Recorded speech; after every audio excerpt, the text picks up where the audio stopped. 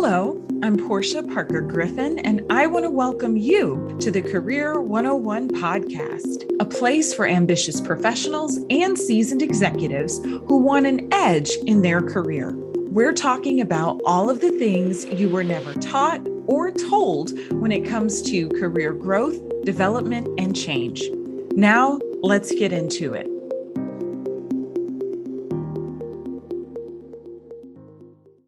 Hello. Today we are talking about Teamwork 101 and what it means to be a team player with Andrea MacKenzie. Andrea is a hiring strategist and team and leadership development expert who helps growth-oriented small business owners and executives hire, develop, and lead their teams towards higher performance, lower stress, and stronger leadership. She brings her over 20 years of experience in corporate roles and consulting that spans almost every business function and size, from small businesses to Fortune 500, to her unique approach to serving her client. As an MBA, certified professional coach, and award-nominated Colby certified consultant, her approach combines elements of business consulting, leadership coaching, experiential learning, and specialized assessments that help her clients drive towards the change they desire most. With a firsthand understanding of team success factors,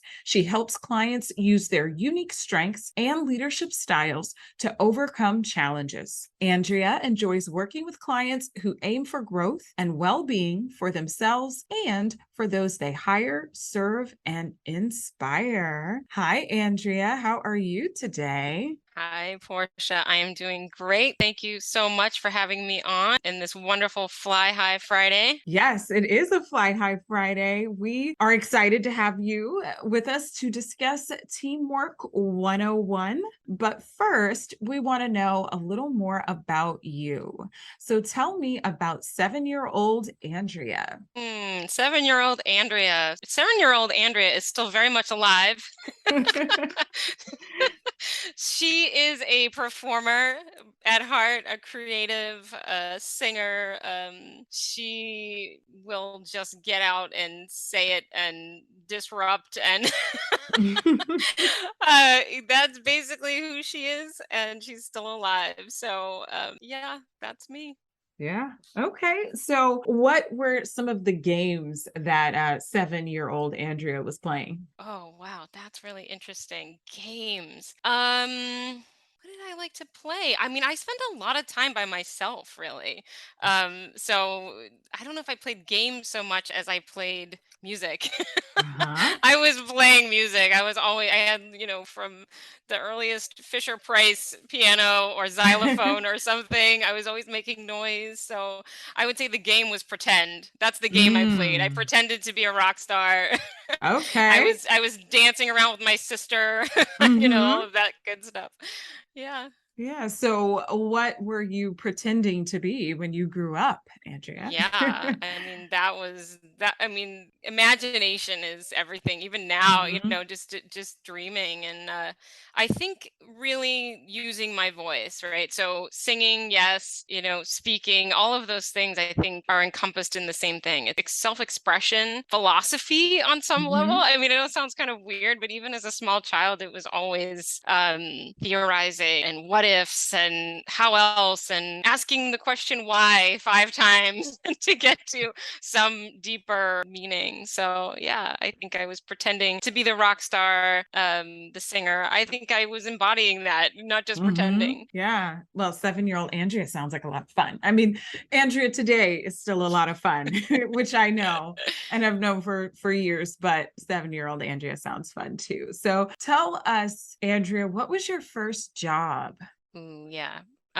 Well, I come from both sides of my family entrepreneurs, so I'm sure it was something that I was selling on a corner somewhere, but a chore that I was figuring out how to money doing something around the house. But my first job where I was, getting paid from someone outside of my neighborhood and or family was at an ice cream store at this resort in New Hampshire. And Mhm. I just remember smelling like dairy dairy all day, it just becomes a very messy job. But I very much enjoyed making those, 8-scoop banana splits for some family that came in to enjoy it, and serving people, and people love ice cream. So it was great Mm-hmm. to just give people that joy of sugar, I suppose. Yeah. Yeah. Well, you were giving the smiles and the sugar at the Yeah. ice cream store. So I want you, Andrea, to kind of fast forward a little bit to your career. So for some people, this is, after college, or after they, started getting deeper into the working world. Tell us about some highlights or pivotal moments in your career before you started your business. Okay. So I went to college for music. I got a Mhm. bachelor's of music. So I was following my dream. I would say follow your dream is, sort of a big one.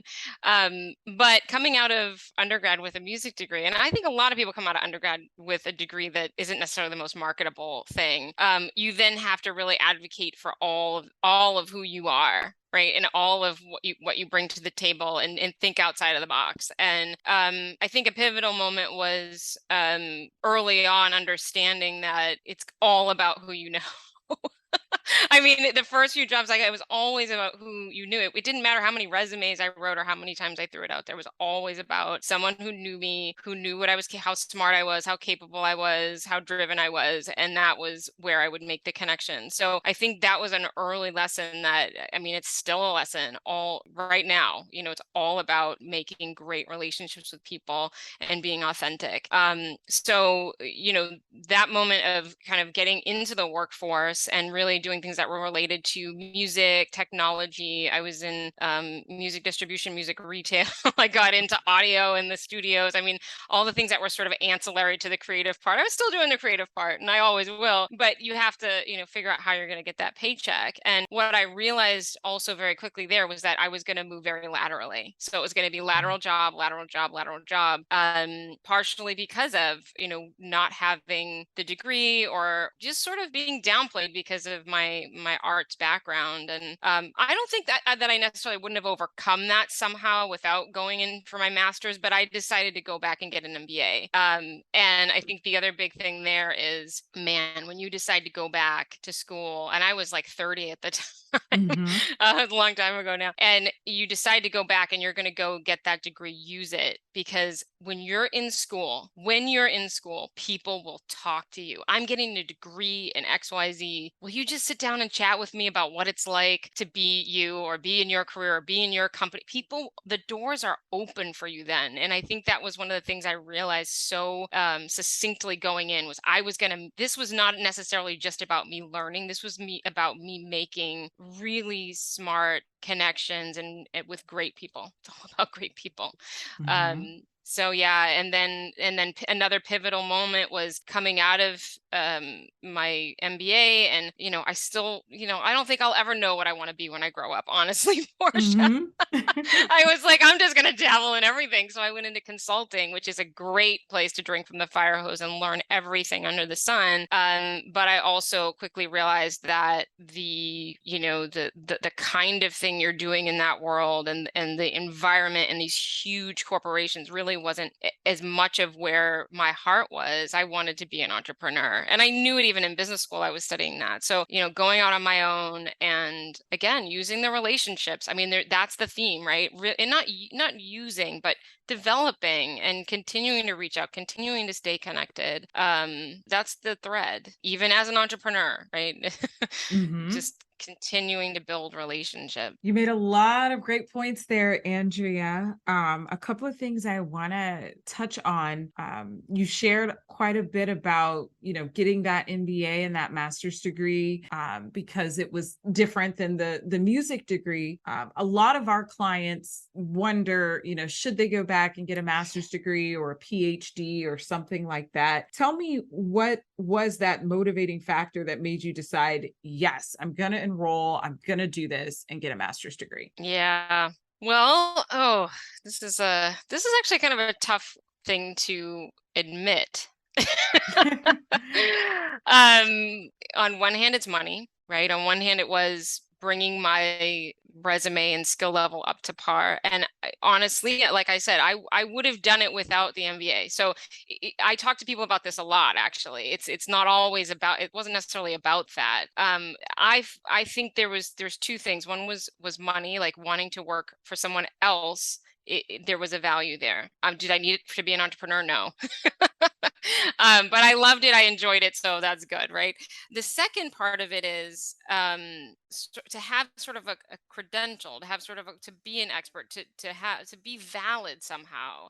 And I think looking back on it now as a more mature person, right? I didn't need that either. So I think it's really important when you're looking at what you're going to learn, and make sure it's aligned with who you are. Make sure that it really is not just about what you think other people need you to have on your resume, or about I got to make money, because those are not the places that you necessarily want to come from. So again, going back and admitting that that's where I was a little bit sort of in fear, and I think I could have done it a different way. And that's something I talk to people a lot about, is it right? Is it really worth spending that investment? Not always. So it's not, I wouldn't say that's the linchpin. That's the thing you have to do. Absolutely not. You have to really look at your own individual heart's desire, your own individual strengths, and what is going to complement that in terms of what you learn. So there's no easy answer. It's a really an individualized thing. Absolutely. And I ask you that because a lot of our clients ask that. And I see a lot of different just beliefs around master's degrees. Some people think that's the thing that's going to change their life, and then they're going to make so much more money, or people are going to look at them a different way. And some, to your point of doing it for your own reasons, I think that's really important. And then also being strategic, looking at what this master's degree is in, and then your longer term career goals is also really important, because I see some clients who haven't quite done that, and then there are generally more conversations to be had. So thank you for sharing that with us. So Andrea, I want to know a little bit more about some of your career challenges before starting your business. So can you share what some of those were for you? It's interesting about sort of looking back on where I was motivated, or what I was trying to accomplish in my career, versus how stressed I was. like again, even going back to the MBA and saying, well, I should do this, right? There was also another part of me that was like, I really just want to go find out what it's like to be in a master's program. So there was a little bit of a heart's desire there. The same thing with getting into consulting and pushing myself there. There was a little bit of a heart's desire and like challenging myself, like I'll figure it out kind of thing. I needed challenge. I needed to get like that sink or swim atmosphere was very good for me. But the challenge was, I was really good at what I was doing, but I was stressed out all the time. And when you're good at something, people just keep giving you more of it. So it's like, okay, so now here we go. I'm great at this. I keep getting more of it, and it's really stressing me out. And it wasn't until years later, when I understood my strengths a little bit more, that it was like, oh, duh. I went to school for jazz. I'm an improviser. I'm not a planner. I'm not a researcher. Yes, I can force myself into those things. Smart people that have that cognitive ability, will push themselves and force themselves in a lot of ways. And getting into this idea of what a team player is, right? What is a team player? I think there's a little bit of a misnomer that you have to sacrifice something about yourself in order to be a team player. And I think that's where I was. I was thinking I needed to sacrifice what I wanted, or what I enjoyed, or what I felt was in my stride, right? In terms of improvisation, I had to be really buttoned up and perfect and all these things. And so I think, that the challenge is really understanding who you are and getting to be yourself, and not stressing yourself out through force, because that's what you think you need to do or be. Does that make sense? Oh, it makes a lot of sense. I personally had my own consulting stories that led to a lot of stress and late nights, early mornings. So I can definitely relate to that. And I know that our clients and people in our community can as well. So I think this is a good segue, Andrea, to you becoming a coach, right? And starting your own business. So what would you say was the defining moment that made you want to become a coach? Defining moment was getting a coach. Uh-huh. I started my business and someone said, everything you're saying here, I think you could really, talk to my business coach. And I kind of like rolled my eyes because I didn't understand what a coach was. And I think there is a sort of way too many cooks in the kitchen with that terminology and what it means. And I was like, well, what could it hurt? This person's referring this person to me. And I fell in love with the whole modality by experiencing it myself. And then I was like, well, how do I learn how to do this? And that's where I met you, actually. You were one Yes. of my you were a great example for me because you were ahead of me in the coaching world, and went to IPEC and decided to Mhm. drink the Kool-Aid, so to speak. I mean, really, I walked away from the first, session there with just glowing, just like, oh my Mhm. gosh, if people could really understand this stuff and how it works, maybe that's a little bit vague here, but it's like you just understand that the way you can empower people through a coaching modality is so huge. And then what's interestingly enough, over the last couple of years, I've really learned how to meld that in with being a consultant and a teacher and a trainer and a mentor and all those different modalities. And I think that's where the real magic happens, is when you understand how to switch those different things off for different clients and different people at different levels. It's fun. Mhm. It's really fun. So you made a lot of great points. We did meet each other through IPEC. And so for the listeners out there, IPEC is the Institute for Professional Excellence in Coaching. And Andrea and I are both certified professional coaches through IPEC. And we're both master practitioners of the Energy Leadership Index assessment. And if someone is interested in learning about coaching or anything like that, you can go ahead and just reach out on our contact page and mention that in your message, and we'll send you some more information. But as Andrea mentioned, coaching can be very transformational. And I love, Andrea, what you said about really melding it together with the consulting that you do and the mentoring that you do to really help your client. Yeah, I get the same question a lot of times, by the way, about going for a coaching certificate that I get around going for the MBA, right? It's like, well, do I need it? And, all these different things. And it really does come down to, I think the number one thing to check in with is, does it sound fun? Does it light you up? Does it sound like someplace you want to go? Because you can't really go wrong in that regard, right? But if you're looking for something to get you something else, that's a very different approach. You're looking for ROI, you're looking for those kind of things. Yes, it might get you there, but really dig into what it is what do you want? What sounds fun to you? That's what life's about. Yeah. And to that point, if it does sound fun to you, I recommend that you do some research on different, certification programs and degrees, because I also have had quite a few clients, Andrea, that it sounded fun, and that research on which program they actually joined, they kind of skip that part a little bit. So you definitely want to think about what is important for you when it comes to a degree program or any kind of certification program when you jump in.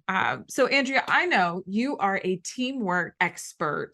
From your perspective, what is teamwork? Word team gets used a lot. It's used in a lot of different ways, and I think it's important to know along a spectrum how much you're collaborating with people. Not every team is alike. Some teams, they just have certain touch points and then they go. They're individuals and they're doing their thing, like a sales team kind of thing.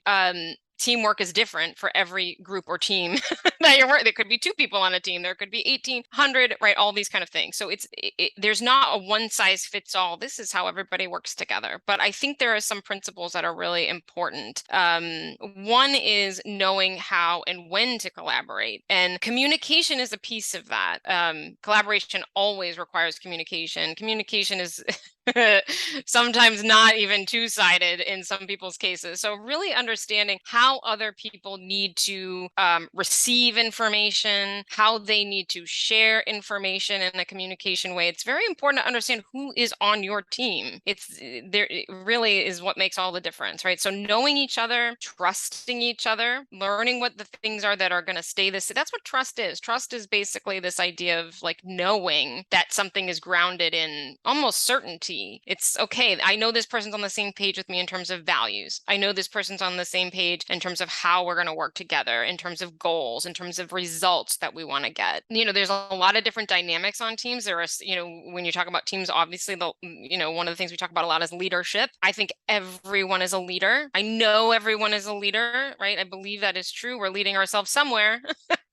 It may not be the outcome we're looking for, but we're leading ourselves somewhere. So getting everybody on a team to think as a leader, to really know themselves, to really know each other. And teamwork is essentially collaborating together in some way, shape, or form to get to a goal. If we don't know where we're going, how do we get the right people in the right seats? How do we, know what our to-do list is, our action items, who's doing what? So yeah, and I've been on every kind of team you can think of, from volunteer teams to project teams to long haul, corporate teams, you name it. There's no one size fits all. There's a lot there. Yeah. Oh, there's definitely a lot Yeah. there. And what I really like about what you were saying is you talked about the different team dynamics, right? And how those are important to teamwork as a whole. One thing you said that was really, really interesting to me that I think a lot of times people don't even consider with teamwork is knowing how and when to communicate and collaborate with other people. So that's really a great distinction that you made there. There's a bit of a misnomer that everybody has to be collaborating all the time. Like we talk about, or really innovative teams or whatever, where it's just like, oh, we just have everybody all the time, everybody, or 18,000 meetings. No. No, you have to know who you have and what they're doing and what is their purpose in that meeting and all of that, right? Otherwise it falls apart. And I mean, I've seen companies where people are in meetings more than half their work week, and I'm like, what is happening here? So, you really have to know how and when, and I would need a specific case scenario and know who's on that team to really be able to dig in there and say, this is your prescription kind of thing for that, for this goal, the end result. I mean, and if we talk about end results too, when you're talking about actually being the authority figure, being the boss, so to speak, right? The direct manager of other people, you're responsible for a team. It's just so important to understand what the results you're looking for are and to not micromanage every single person on how they're doing everything, because people do things differently. And the more you know yourself, the more you'll understand how different everyone else is from you. Communication is another great example of that, right? If you're somebody who just wants the bottom line, just give it to me straight, and you've got somebody on your team who really needs to give you the detail, I mean, you gotta let them ask the questions and give the detail, or they're going to be in a lot of stress. So going back to that idea of how I was working when I was in project teams all the time, right? I know the way I was being required to share and gather information and track things to every last nth degree was not necessarily my natural way of doing things. And so if I had a different what's the word? Performance measurement around just the result, I would have done it very differently. I wouldn't have felt like I had to do, right? So, yeah, it's really all about the individuals on the team coming together in the way that they work best. The Career 101 podcast is brought to you by Fly High Coaching, where we help our clients soar to their full potential. More and more professionals and executives are setting out to achieve their career goals. But without the right support, it can be difficult, if not impossible. Whether you need career coaching, interview coaching, or a professional resume, we're here to help. Check us out on our website, fly-highcoaching.com. Yes. Speaking to that uniqueness, I think about the team and the individuals on the team is really important. And I like what you said about really understanding that balance between individual work and teamwork. And I agree with you. I think there is this assumption with words like innovation and creativity that everyone's got to be in a room collaborating all the time and talking all the time, or else they're not, in their mind, they think they're not doing it right if they're not collaborating in that way. And so I think that's a great point. I usually say to clients that if you are having a meeting about the meeting, something is missing there, because I mean, in corporate, Yes. there's a lot of people having meetings about the meeting about the meeting. And that's when I think it's a good time to step back. So another question, Andrea, that we would love your insight on. What does it mean to be a team player? That's a good question. And I kind of touched on it a little bit earlier when I was talking about one of the myths, I think, is this idea of having to sacrifice yourself, having to sacrifice who you are for a team, right? Just take one for the team kind of thing, right? And yeah, sure, absolutely. Every once in a while we do things for the greater good, and it's great. But if you feel like you're doing that all day long, you're probably in the wrong job. So really be aware of that, right? Being a team player, in my opinion, okay, so this is my opinion, is giving your best. Your best. And it's only going to be a win-win. It's going to help you and it's going to help everyone else. When you're in a team, being able to speak up about what you can provide that's going to be stellar, your thing, your strengths, your values, your skills, bringing that to the table and volunteering it on a regular basis, being your best. That's what it's all about. You'll be authentic. People will want to be around you. You'll build better relationships. And if you're in a role where I say to you, better your best, and you're like, ugh, do I have to? Right? Then you're in the wrong role, right? You gotta go find that thing where you're not in competition with anybody else but yourself. You're just trying to better what you do. You're just trying to get to the next place in terms of who you are and where you want to be. Okay. That will just shine everywhere else. You'll find ways to find that win-win where you're giving and someone else is giving, right? And that's what it's all about, is contributing yourself. It's not about this misnomer of sacrificing all the time. Yes, that'll come into play every now and again, and people will be like really wowed when you go there, but giving your best, that's what's going to it's going to be a win-win. It's going to be for you and it's going to be for everybody else. Yeah. Along those same lines, Andrea, how do you think being a team player can impact someone's career? Well, I think it really comes down to one of the things I just said about which way you're looking at being a team player. Because if you're looking at being a team player in terms of sacrificing yourself, guess what happens? You end up doing all these things you don't like doing, and then you get pigeonholed as the person who does all those things, and you may be really good at those things, and now all of a sudden your career has gone down a path where you don't want to go. If you take it the other way, where I said you better your best and you do something that's really lighting you up and you're going where you can contribute yourself, your strengths, your values, your skills, it's going to make your career soar.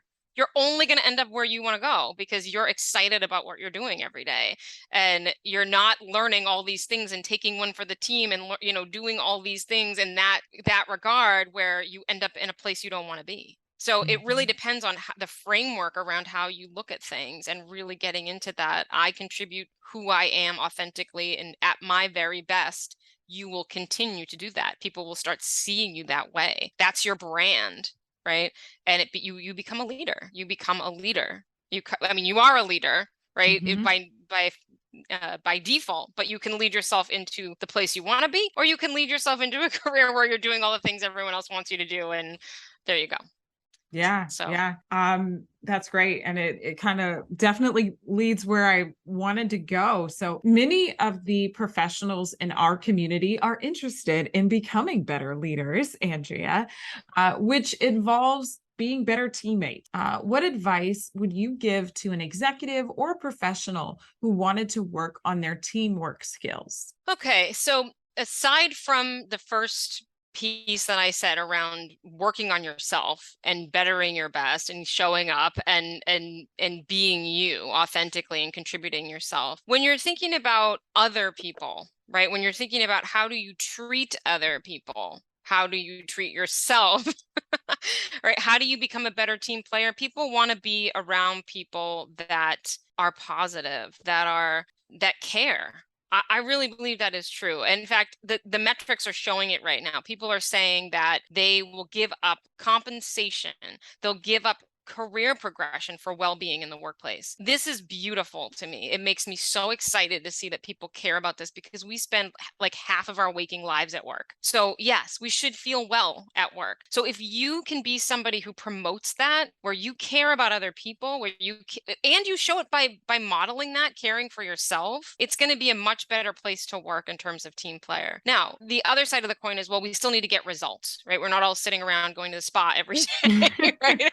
So we still need to get results, and there's going to be stressful times. There's going to be conflict, all of those things. So building trust, getting to know the other people, getting on the same page about results. Those are kind of like rule number one, rule number two, right? Know who you've got, know what you can trust about them, know what they do, and really make sure that you're on the same page about what that result is that you're looking to get, and hold each other accountable. Accountability, I mean, yeah, it might require a meeting, not a dreaded meeting, but some way that works. Again, looking at how people communicate, and making sure that it's working for everyone, getting everyone's points of view. And yeah, I mean, Yeah, I think that, the trust that you've mentioned a few times during this episode is really important. A lot of times I think people take trust in teams for granted. And then to your point, if they're doing that, some of the other areas like the positivity and, the accountability, or even being able to have boundaries, to have self-care, kind of go out the window when trust isn't there. So thank you for highlighting that for us.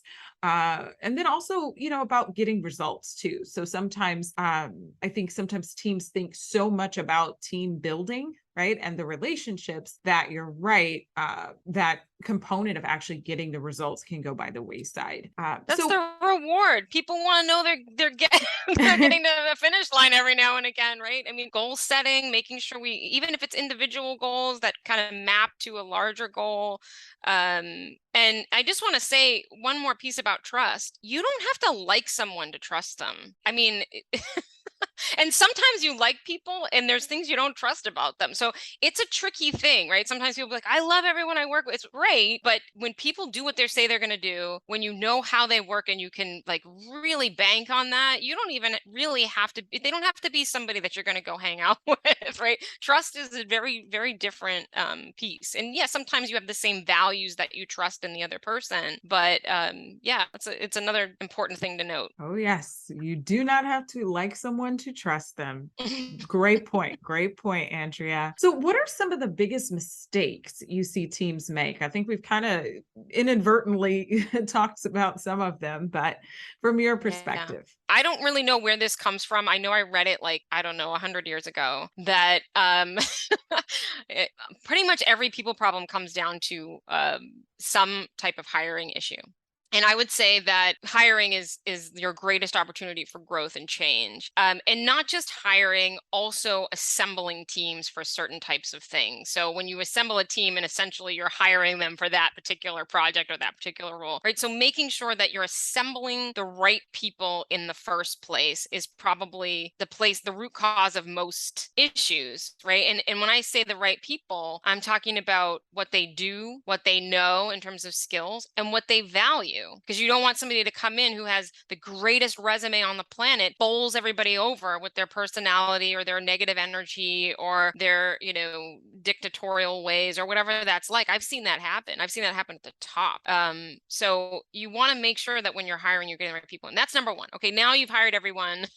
You don't have any open roles. Now what, right? Because everything's falling apart. What's the mistake? I think there's still an element of aligning people with the right tasks. So we talk a lot about roles, but let's break it down even further into tasks and really examining what people are doing. Sometimes you can just look at that when you get to know how people work and you go, oh, this task really should be over here and this should be over here. It's kind of like when I used to do process improvement in the consulting world. You'd be looking at swim lanes and you go, wait a minute, this particular step is in the wrong swim lane. We need to move this to a different department altogether, right? So really looking at how people work, what they're doing, and placing people in the right, not just the right roles, but the right tasks within those roles, and start to look at things a little bit more fungibly than you're already looking at them. It'll also help you when somebody happens to be out for a week or a month or something, to know who else you got to work on things that's going to be able to pick it up real quick.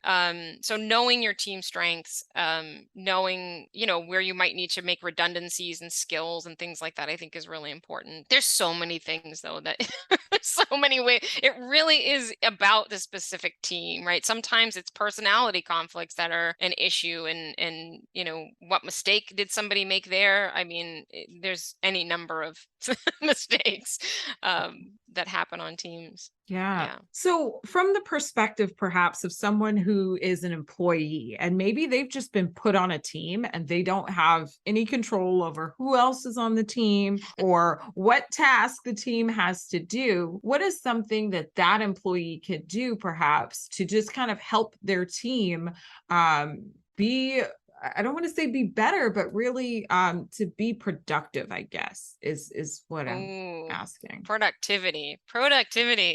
Ooh. So I guess the thing is going back to my answer around teamwork in general, it's like bettering your best, being your best self, making sure you're contributing the thing that you do, constantly looking for places where what you're great at, what you want are things that you're contributing, because what you don't want to do is completely continue to sacrifice for the greater good of the team. You're going to end up in stress. You're not going to like your job. You're not going to like your life. And that energy is going to seep into everything anyway. So it's just going to make the team go downhill, right? So you can't win that way, really, right? It has to be where it's good for you and good for the team, or else it's going to fall apart. So finding where you can contribute, right?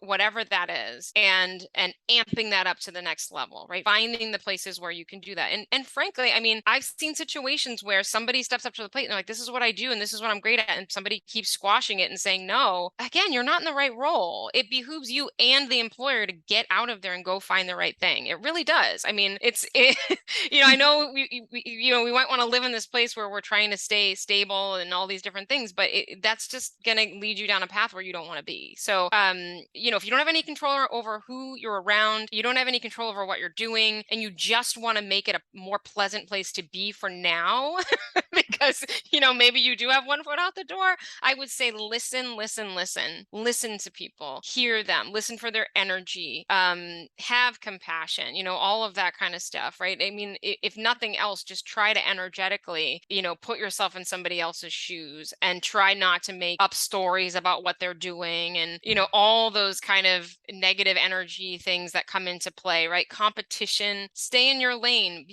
make yourself better, all that kind of thing. Think about, making, again, the win-win, making yourself better while making the team better, or else it's going to implode. It really will. That's great advice. Great advice.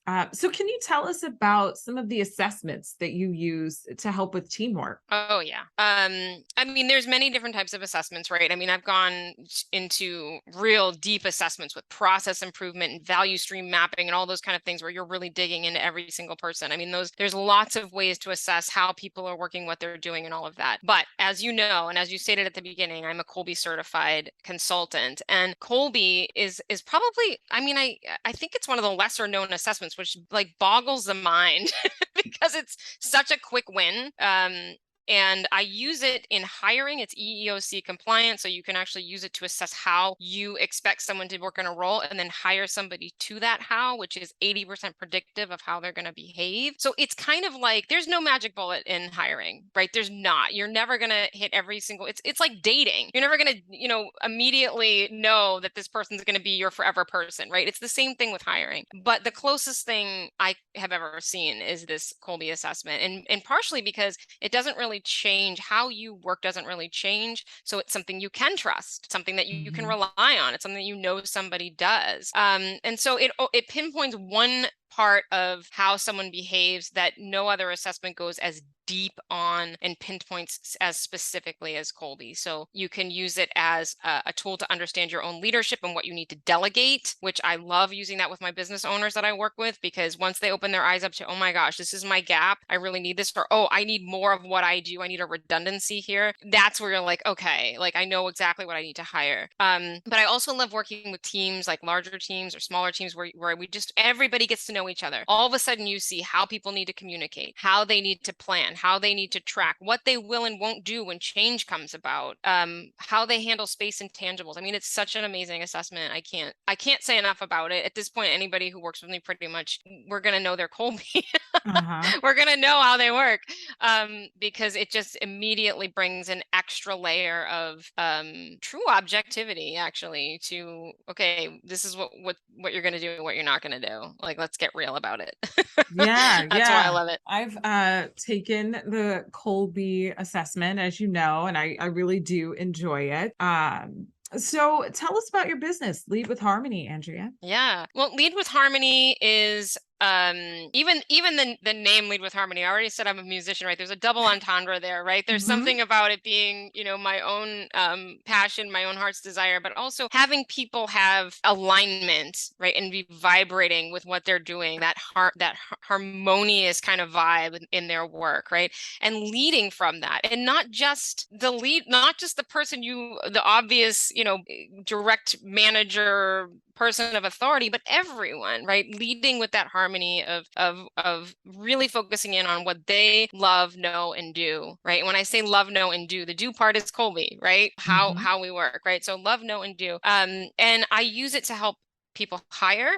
I use it to help people really learn about their teams, get out of the dysfunction, all the things we talked about, right? There's an element of everything we've talked about that I come in and customize team programs for companies.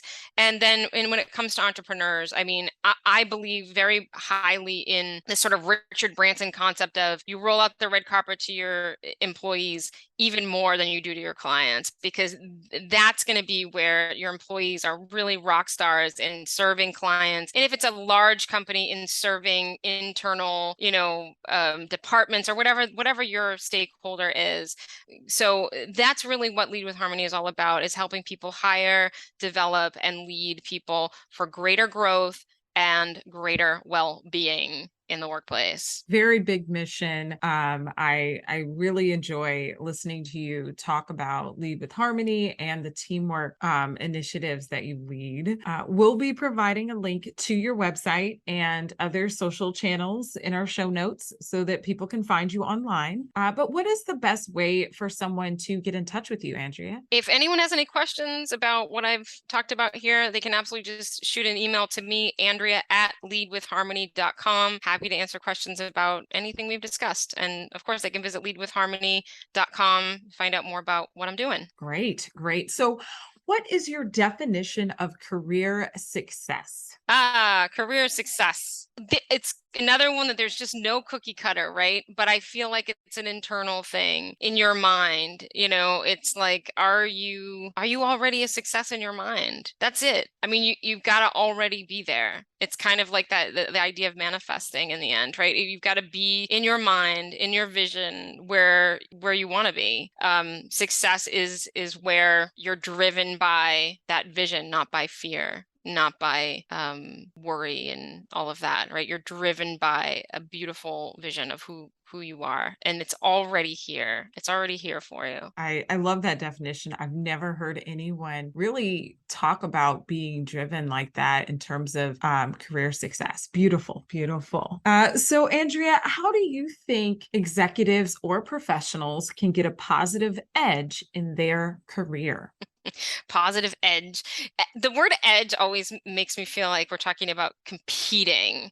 And so I would say, don't compete with anyone but yourself. Be a creator. Create something, be somebody who's out there, again, being your best and just continuing to be a unique person, be authentic, and the other thing, I said this a few times already too, but I'll just hammer it home, is be around great people. And I don't just mean because you think they can get you something, right? Be around people that are positive, who are driven by some sort of lightness, some sort of, vision, some sort of beautiful energy. Be around those people, get those mentors, get those partners, right? I wouldn't be on this podcast if I didn't keep in touch with you, right? You are one of those great people. So I feel like that's where the magic happens, is really staying in a great mental place yourself, bettering that part of, bettering your best, getting better all the time, coming as an authentic person, and then surrounding yourself with people who do the same thing. And even if you don't get the exact outcome you want, how can life get any better than that?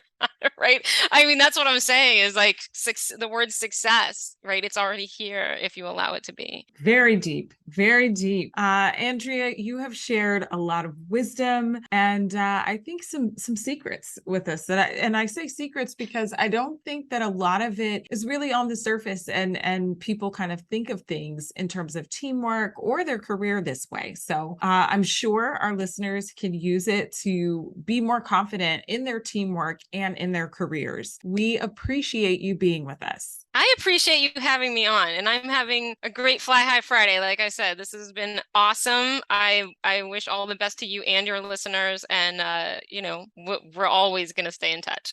Yes. Thank you, Andrea.